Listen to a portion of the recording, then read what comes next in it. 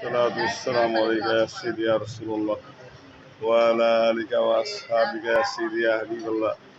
ماشاء اللہ جی، دودھ کی سبیل یہ تیسری سالانہ حسینی لنگر کی دودھ کی سبیل ہے.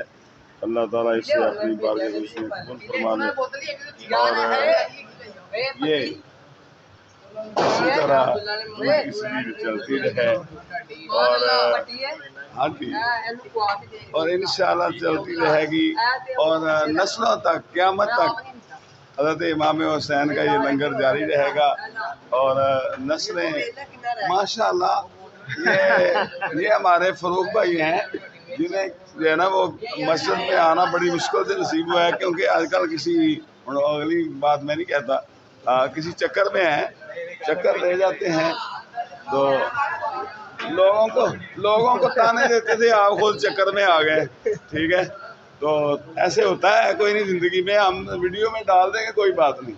ہاں تو یہ انشاءاللہ یہ لنگر آپ کو پتا ہے جو کہہ دیا ہے وہ اللہ کے رسول پاک نے کر دیا ہے.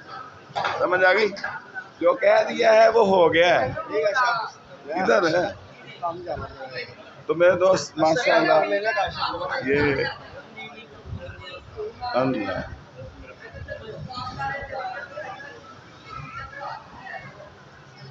سبحان اللہ سبحان اللہ.